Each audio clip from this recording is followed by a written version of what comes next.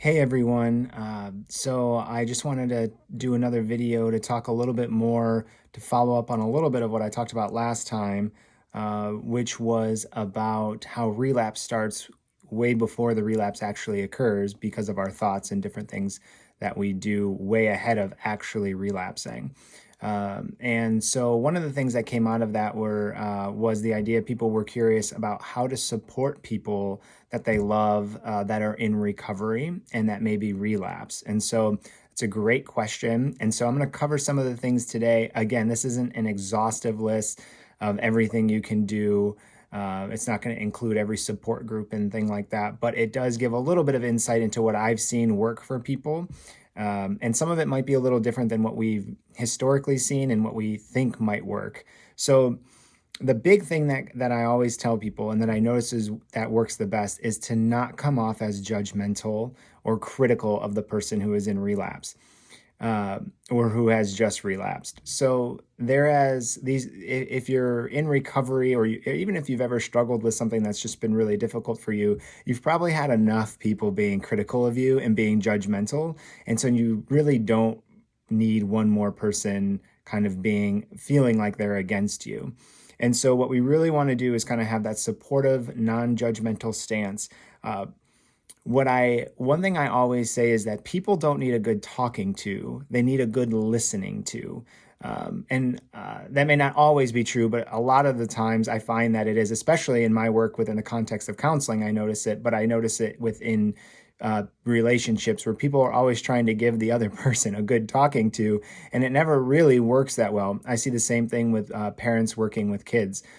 And so this is going to depend a little bit on probably your cultural upbringing as well, because different cultures handle these kind of things differently, and it might change depending on your age and your generational kind of what you're used to generationally. But what I've seen is a big movement more towards this more supportive environment versus a more shameful and critical environment. So just remember that. Non-judgmental, people need a good listening to, not a good talking to. Uh, I always encourage that both people be involved in counseling. And so that allows each individual to kind of talk about things and work through their own issues individually. And then you're not also relying on that partner to be your therapist or your counselor. And so there are also a lot of different kind of support groups. There's a lot through AA and NA and through Celebrate Recovery, and there are just all kinds out there. So getting connected with groups like that could be good as well. And in the and related to going to counseling and maybe having being part of a group is also making sure you're taking care of yourself with proper self-care. So a lot of you have heard the analogy that we're kind of like a cup, and the more we get filled up with other people's stuff or with the stress and worry of life, which there's a lot of stuff right now that's going on that we're stressed about, our cups get more full and then they begin to overflow, and we have nothing left to give anybody else. So if we're healthy, we can be more calm, patient, supportive, non-judgmental to somebody else. So if you're interested in comprehensive self-care, feel free to reach out to me. I've got some good materials you could use. If you go to my website, supportingactcounseling.com, I wrote a whole blog on self-care that you could look at. Another thing is, I often see when we came back to, or when we were talking about being non-judgmental, I often see a lot of people invalidating the other person. And so I see this a lot.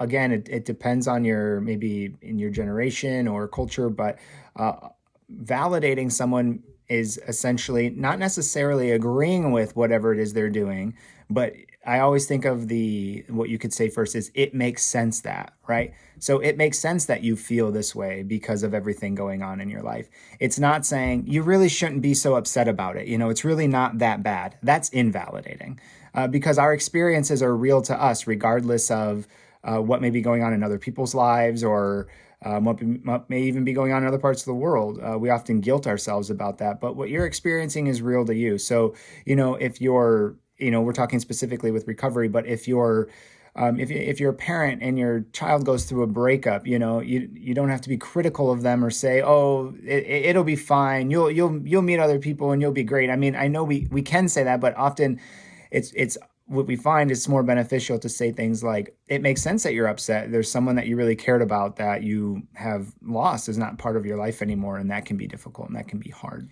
So another thing that we can do, and I'm going to talk a lot more about this in I think my next video, but I call it speaking your truth in love with words of peace. And so anytime that we're going to have a difficult conversation with someone, we are allowed to speak our truth. We're allowed to say that certain things affect us and certain things bother us and are difficult on us.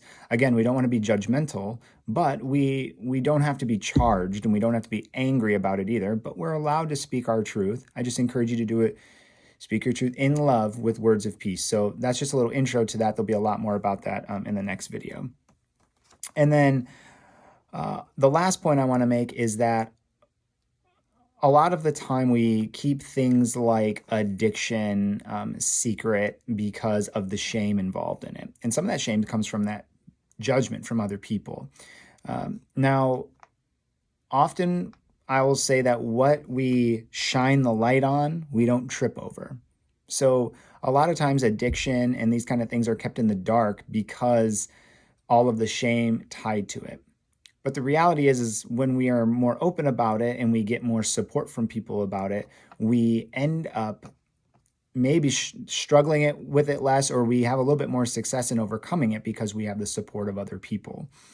Now, I'm not saying you have to go out there and spill your whole life to everybody and tell everybody your business and blast it on social media. That's not what I'm saying.